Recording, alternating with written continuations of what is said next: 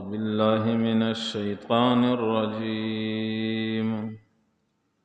بسم الله الرحمن الرحيم. قل أندعو من دون الله ما لا ينفعنا ولا يضرنا ونرد على أعقابنا بعد إذ هدانا الله كالذي استهوته الشياطين في الأرض حيران. گزشتہ آیات میں اللہ رب العزت نے دلائل کے ساتھ اپنی وحدانیت کو ثابت فرمایا، دلائل کے ساتھ شرک کی تردید فرمائی، مسلمانوں کو اس بات سے منع فرمایا کافروں کے ایسے مجالس سے پرہیز کرے، کافروں کے مجالس اختیار نہ کرے جو دین اور اللہ کے کلام کا مذاق اڑاتے ہیں۔ اب یہ اللہ کے کلام کا مذاق اڑا رہے ہیں، یہ تو خود مذاق کے مستحق ہے، جنہوں نے ایسی چیزوں کو معبود بنا لیا ہے جو نفع اور نقصان کے مالک نہیں، یعنی پڑی اور کڑی مٹی کو ان لوگوں نے معبود بنا لیا، بتوں کو یہ اپنا معبود سمجھتے ہیں، ان کے سامنے جھکتے ہیں، جبکہ بت نہ کسی کو نفع پہنچا سکتے ہیں اور نہ ہی کسی کو نقصان پہنچا سکتے ہیں۔ تو ان کی جو یہ عبادت ہے، اپنے ہاتھوں کے بنائے ہوئے بت اور پھر ان کو اپنا مشکل کشا حاجت روا سمجھنا، یا قبر میں پڑے ہوئے انسان کو اپنا مشکل کشا حاجت روا سمجھنا، یہ خود مضحکہ اور استہزاء کے قابل ہے۔ ایک صحابی رسول کہتے ہیں، زمانہ جاہلیت میں سفر پر جا رہا تھا، میری والدہ نے ایک آٹے کا بت بنایا اور کہا بیٹے سفر میں جب کوئی مشکل آ جائے تو اس کو سامنے رکھ کر اس کی عبادت کرنا، یہ آپ کی مشکل حل کر دیں گے۔ کہا میں سفر پر گیا، زادرہ ختم ہو گیا، مجھے بڑی بھوک لگی تو میں نے اس کا ایک ہاتھ کاٹ دیا اور اسے کھا لیا، پھر ایک پیر کاٹ کے کھا لیا، میں نے کہا پیر کے بغیر بھی خدا ہو سکتا ہے، پھر دوسرا پیر، اسی طرح پھر ہاتھ کاٹ دیا تو ہاتھ اور پیر کے بغیر بھی کہنے لگا نعوذ باللہ خدا ہو سکتا ہے۔ پھر جب زیادہ بھوک لگی تو پھر میں نے سب کا ہی روٹی بنا لیا اور کھا لیا، تو مجھے اپنی حالت پر ہنسی آنے لگی کہ کیسا خدا تھا جسے میں نے کھا لیا۔ جس کو ہم معبود مشکل کشا حاجت روا سمجھتے ہیں، وہ اپنے آپ سے نقصان کو ہٹا نہیں سکتے، اور اسے ہم سجدے کر رہے، نبی کے غلامی میں آیا اور اللہ کی وحدانیت کا اقرار کر لیا۔ جو بت نہ ہٹا سکے اپنی ناک سے مکی، خدا کی شان وہ بھی ہے خدا کے نقطہ چینوں میں۔ لوگ مزاروں میں پڑے ہوئے قبر والے کے سامنے جاتے کہ اے بابا، اے فلاں، تو ہی مجھے بچہ دے گا، تو ہی میری مشکل حل کرے گا۔ اب قرآن میں آتا یَہَبُ لِمَن یَشَاءُ اِنَاثًا، اللہ جسے چاہتا ہے بچیاں دیتا ہے، وَيَهَبُ لِمَن یَشَاءُ ذُكُورًا، اور جسے چاہتا ہے نرینہ اولاد دیتا ہے، اَوْ يُزَوِّجُهُمْ ذُكْرَانًا وَإِنَاثًا، اور جسے چاہتا ہے بچے اور بچیوں دونوں نعمتوں سے نواز دیتا ہے، وَيَجْعَلُ مَن يَشَاءُ عَقِيمًا، اور جسے چاہتا ہے اللہ بانجھ بنا دیتا ہے، نہ بچہ دیتا ہے نہ بچی دیتا ہے۔ در در کی ٹوکرے لگائے، 120 سال حضرت زکریا اللہ کا نبی ہے لیکن 120 سال تک بچہ نہ ملا۔ تو اب اگر ہم اس پڑی مٹی سے جو ہاتھوں کے بنائے ہوئے بت ہے یا قبر والے سے ملے تو مشرک ایک ہی قسم کے ہیں، جب کیے دینے والے صفات بگڑی بنانا اور بنا ہوا بگاڑنا، بچے بچیاں دینا، مشکل کشا حاجت روا اور سجدوں کے لائق غائب دان، ہر جگہ حاضر و ناظر، صحت اور بیماری دینے والا، کاروبار چمکانے والا، خوش رکھنے والا، جنت اور اس کی نعمت اور جہنم کے عذاب سے نوازنے والا، یہ تنہا اللہ کی ذات ہے۔ تو ہمیں چاہیے کہ ہم بندوں کی صفت اللہ اور اللہ کے صفات بندوں کو نہ دیں۔ انبیاء کا بہت بڑا مقام ہے، صحابہ کا بہت بڑا مقام ہے، اور سچے اولیاء ہمارے سروں کے تاج ہے، لیکن ان اولیاء کو خدا کا درجہ دے کر انہیں مشکل کشا حاجت روا سمجھنا، ان مشرکوں میں جو پاکستان اور ہندوستان اور بنگلہ میں ہے اور مشرکین مکہ کے اندر ذرا برابر بھی فرق نہیں، تشابہت قلوبہم، وہ بتوں سے مانگتے تھے اور یہ قبروں سے مانگتے ہیں، وہ بتوں کو خدائی صفات دیتے، وہ اللہ کو مانتے تھے۔ اللہ فرماتے پیارے نبی آپ ان سے پوچھو زمین کس نے بنائی؟ مشرک کہتے اللہ نے بنائی۔ آسمان کس نے بنایا ہے؟ اللہ نے بنایا ہے۔ ہوائیں کون چلا رہا ہے؟ اللہ چلا رہا ہے۔ بارش کون برساتا ہے؟ اللہ برساتا ہے۔ تو پھر بچے بچیاں کون دیتا ہے؟ یہ بھی دیتے ہیں۔ تو اسی طرح اگر ہم اللہ کی صفات کسی بندے کو دیں گے تو اس سے شرک لازم آتا ہے، اور شرک ایسا جرم ہے، ایسا ظلم ہے کہ رب کے دربار میں مشرک کی معافی نہیں۔ تو اللہ رب العزت اپنے کلام کے ذریعے بندے کے عقید توحید کو پختہ اور مضبوط فرما رہے کہ بندے کا یقین صرف اللہ پر ہو اور غیر اللہ سے بندے کا یقین ہٹ جائے۔ تو فرمایا قل پیارے نبی آپ کہہ دیجئے اندعو من دون اللہ، ہم کیوں پکارے اللہ کو چھوڑ کر غیروں کو، ما ایسے معبودان باطلہ کو، لا ینفعنا جو ہمیں نفع نہیں دے سکتے، ولا یضرنا اور نہ ہمیں نقصان دے سکتے ہیں، ونرد علی اعقابنا اور ہم پھر جائے اپنے ایڑیوں پر، یعنی مسلمان ہونے کے بعد، مومن بننے کے بعد پھر کفر کی طرف پھر جائے اور غیر اللہ کے اندر یہ صفات تسلیم کرے، بعد اذ ہدان اللہ، بعد اس کے کہ اللہ رب العزت ہمیں ہدایت دے چکے، عقید توحید سے نواز چکے ہیں۔ کالذی استہوتہ الشیاطین، اب اللہ رب العزت مشرک کی مثال بیان فرما رہے ہیں۔ مشرک کی مثال اس مسافر کی طرح ہے جو ویران جنگل میں ہو اور جسے جنات نے اور شیاطین نے محبوس الحوات بنا لیا ہو۔ جس آدمی پر جنات آتے ہیں تو وہ گمسن ہو جاتا ہے، پاگل ہو جاتا ہے۔ تو مشرک کی مثال اس مسافر کی طرح ہے جن کے جسم میں جنات گھسے ہو اور وہ ویران جنگل میں ہو، اور کنارے پر اس کے کچھ دوست ہو، اسے بلا رہے ہو اپنی طرف، لیکن وہ سمجھتا نہیں ہو۔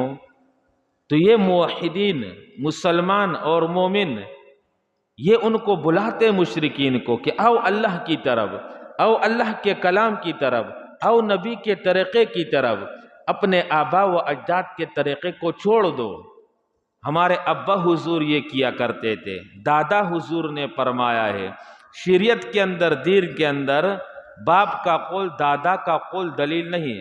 ہاں مشرکوں کے سب سے بڑی دلیل قرآن میں جو اللہ نے بیان کی ہے، نبی کو اللہ فرماتے کہ ان سے کہہ دو اگر میرے ساتھ دوسرا شریک ہے تو دلیل دو۔ تو ان کے پاس دلیل تو نہیں شرک پر، کیا کہتے ہیں؟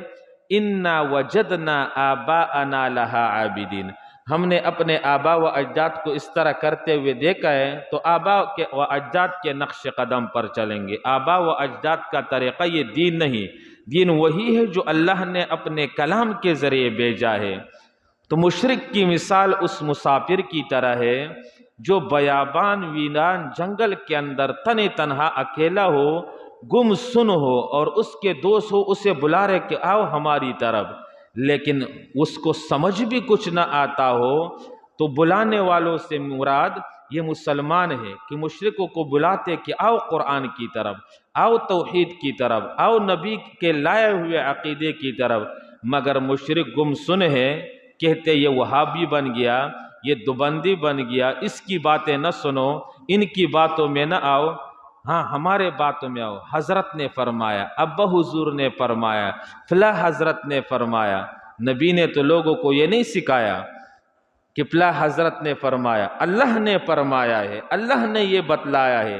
جہاں اللہ کے کلام کا بیان ہو، اللہ کا کلام سنو، اللہ کا کلام سمجھو اور اللہ کے کلام کے موافق اپنا عقیدہ بناؤ تو آخرت میں نجات ملے گی۔ اگر اللہ کے کلام کے موافق عقیدہ نہیں ہے تو اللہ کی پکڑ سے آخرت میں ہم بچ نہیں سکتے۔ تو مشرک کی مثال اس آدمی کی طرح ہے، فرمائے استہوتہ الشیاطین، کہ ڈال دیا ہو اس کو جنات نے فی الارض، جنگل میں، حیران پریشان کر کے، لہو اصحاب، اس کے ساتھی ہو، یدعونہ، اس کو بلا رہے ہو، الی الہدی، آؤ ہدایت کی طرف، ائتنا، آؤ ہمارے پاس، قل ان ھدی اللہ ھو الھدی، پیارے نبی آپ کہہ دیجئے کہ اللہ کی دی ہوئی ہدایت وہی ہدایت ہے، اللہ کا بتایا ہوا راستہ یعنی مذہب توحید یہی سیدھی راہ اور ہدایت ہے۔ وَأُمِرْنَا لِنُسْلِمَ لِرَبِّ الْعَالَمِينَ، اور ہمیں حکم دیا گیا ہے کہ ہم جہان کے پروردگار کا حکم بردار رہے، اللہ کے حکم پر چلے، نبی کے طریقے پر چلے۔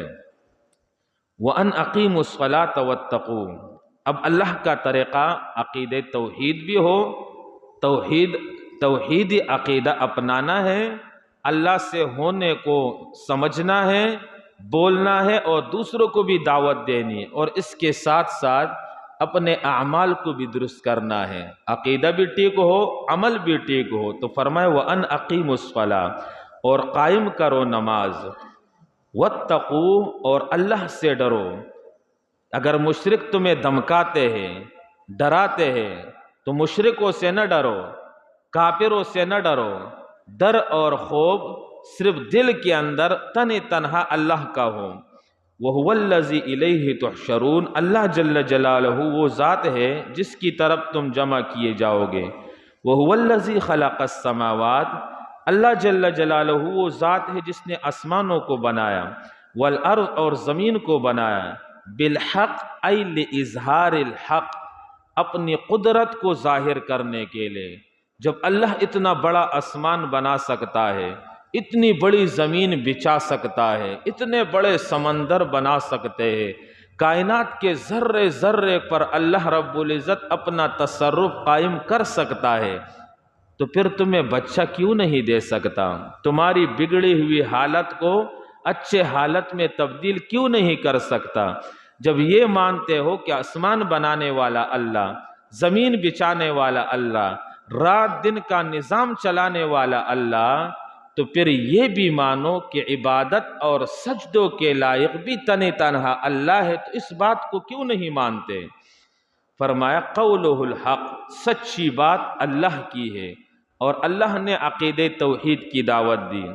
وَلَهُ الْمُلْكُ، اور اسی کے لیے بادشاہی ہے، دنیا کے اندر مجازی بادشاہ بھی ہے، دوسرے مالک بھی ہے، دوسرے بادشاہ یعنی مجازی، لیکن قیامت کے دن تنہا ایک ہی اللہ ہوگا اور کوئی مجازی بادشاہ بھی نہیں ہوگا۔ لمن الملک اليوم، آج کے دن بادشاہت کس کے لیے؟ دنیا میں جو بادشاہ کہا کرتے تھے اپنے آپ کو، کہا ہے وہ بادشاہ، پر کہیں سے آواز نہیں آئے گی۔ للہ الواحد القہار، تنہا بادشاہی یکتا اللہ کے لیے۔ یوم ینفخ فی الصور، جس دن پھونکا جائے گا صور میں۔ جمہور علماء فرماتے ہیں کہ صور یہ ایک سینگ ہے، اور اس میں اسرافیل علیہ السلام ایک مرتبہ پھونک ماریں گے تو جتنے لوگ دنیا میں موجود ہیں سب کے سب پناہ ہو جائیں گے، کوئی بھی باقی نہیں رہے گا۔ پھر جب دوسری مرتبہ اسرافیل کو اللہ زندہ کر کے حکم دیں گے سور پھونکنے کا، دوسری مرتبہ سور پھونکیں گے تو ساری کی ساری مخلوقات، انسان اور جنات اپنے قبروں سے اٹھیں گے اور محشر کے میدان کی طرف چلیں گے۔ عالم الغیب والشہادہ، وہی اللہ ہے چھپے اور ظاہر کا جاننے والا، وہو الحکیم الخبیر، اور وہی اللہ حکمتوں کا بادشاہ ہے، الخبیر خبردار ہے۔ تو ان آیات میں اللہ رب العزت نے مشرک کی مثال اس مسافر سے بیان فرمائی ہے کہ جو مسافر جنگل کے اندر ہو اور جنات نے اس کو بدحواس بنا لیا ہو، حیران اور پریشان ہو، راستہ وہ گم کر چکا ہو، دوسرے لوگ اسے بلا رہے کہ آؤ ہماری طرف، تو دوسرے لوگوں سے مراد موحدین یعنی صحیح ایمان صحیح عقیدے والے، اور اس مسافر سے مراد مشرک ہے۔ تو اس لیے ہمیں چاہیے کہ قرآن پاک کے موافق ہم اپنے عقیدہ بنائے اور نبی کے طریقے کے موافق چلے۔ اللہ کریم مجھے اور آپ کو سمجھنے کی، عمل کرنے کی توفیق نصیب فرمائے۔